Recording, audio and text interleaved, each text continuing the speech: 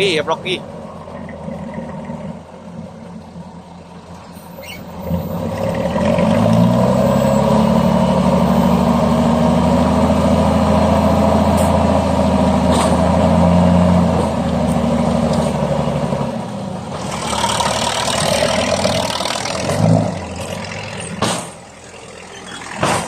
มาแล้วครับพี่น้องเดียตูนี้ครับกลัดน้ำมันต่อลั่นครับต่อเดิมแบบลั่นครับคุณครูครับโกมาซื้อครับเดียสิเปกลัดน้ำมันกันกองดินน้ำต่อลั่น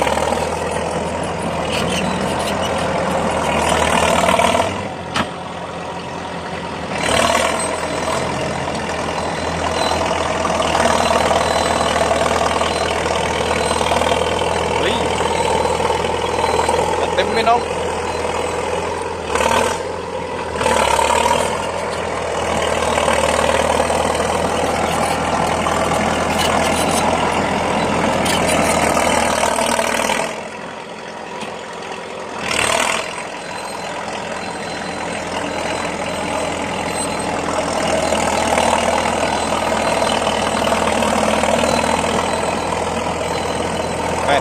ตันครับน้ำหนักปฏิบัติการ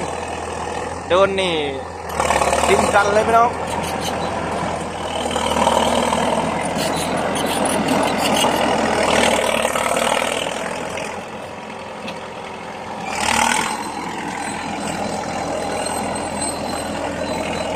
CD 120ครับดีทูครับไดริกิเจชันนะตัวนี้90แรงม้าครับที่ 1,750 รอบต่อนาที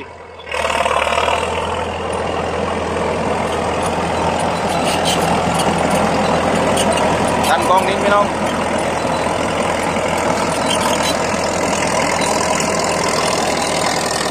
วันนี้เรามาอยู่กับการขุดลอกนะการขุดลอกอ่างไม่ใช่อ่างนะตะลี2 ห้องนะพี่น้องเป็นตะลี2 ห้องนะการขุดลอกครับช่วงล่างนี่ล้อเลื่อย5 ลูกนะพี่น้องแกเดีย2 ลูกครับแกเดียเป็นล้อเลื่อยครับเราบ็อกกิดใหญ่โลดำใหญ่กันนี่ไว้ดันกองดินนะไม่มีเก่านะพี่น้องหลังคานี่คลาสสิกมากนะกุ้งมุนนะ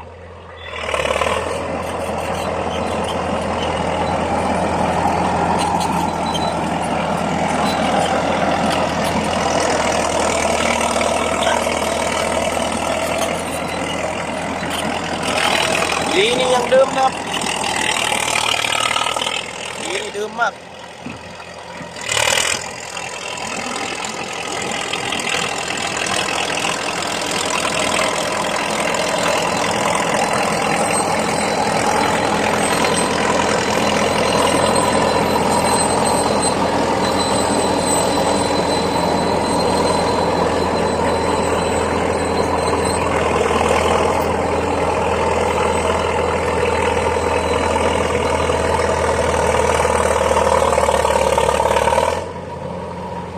ปกตินี้เราจะเห็นแต่ไรหม้อพักนะครับรัดน้ำมันนี่คลิปนี้ก็มาตายดูครับว่ารัดน้ำมันโอ้โห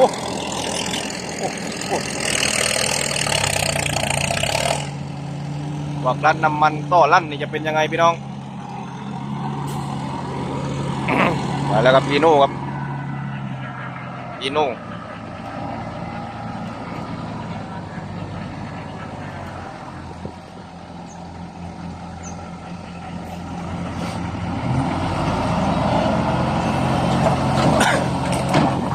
ช่วงนี้ก็ดูแลสุขภาพด้วยครับเพราะว่าฝุ่นเยอะพี่น้องช่วงนี้เราก็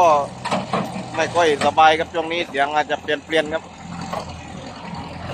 พยายามไปไหนนี่ใส่เม็ดด้วยนะเพราะว่าฝุ่นเยอะช่วงนี้หน้าแล้ง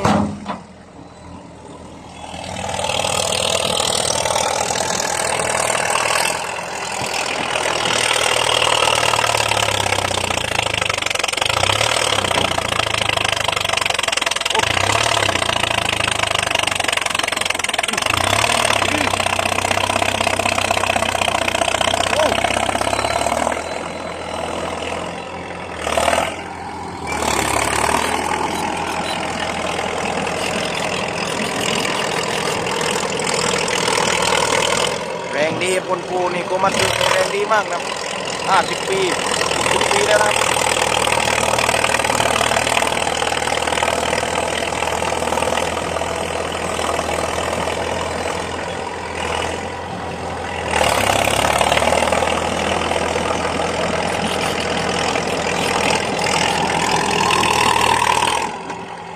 เดี๋ยวเราจะพาไปดูรถไม้แกะกล่องนะครับรถไม้แกะกล่องนะครับอยู่ด้านหลังเรานะครับเดี๋ยวจะเป็นรุ่นอะไรนี่ติดตามดูครับรับรองว่ารุ่นนี้นี่เราไม่เคยตายดีพี่น้องแต่ชอบคลิปนี้อย่าลืมกดซับสไครต์กดไลค์กดแชร์ด้วยนะครับแล้วก็ฝากกดติดตามเพจรุ่นไหนรู้จักยาวด้วยครับดีอ่ะที่เพจบายกิงปากกามุ้งนะครับก็ไปกดติดตามด้วยพี่น้อง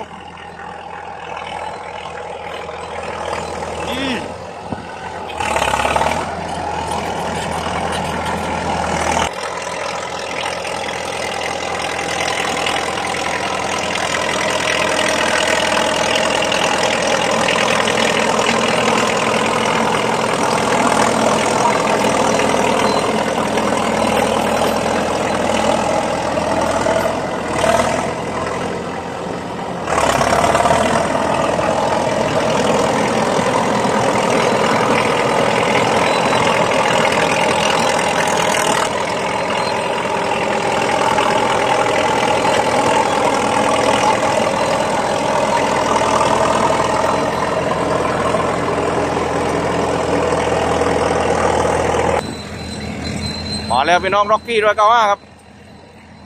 มาปูนมันจอมปลวกแล้วเดี๋ยวต่างน่วมด้วยครับ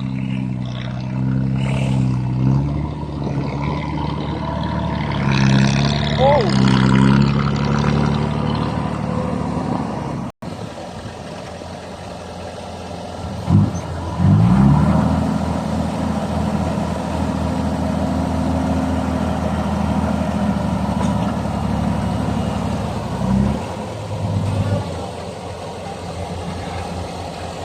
ฮะ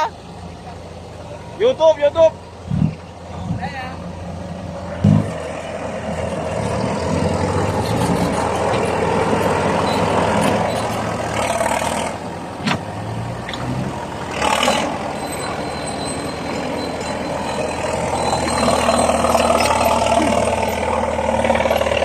้องตัวล่างใหญ่มากครับกระมัน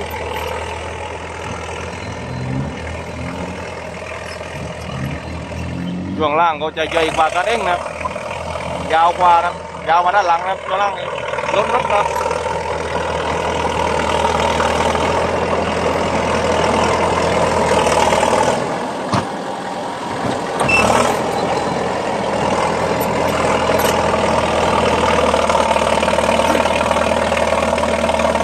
สบายๆครับตัดกองดิน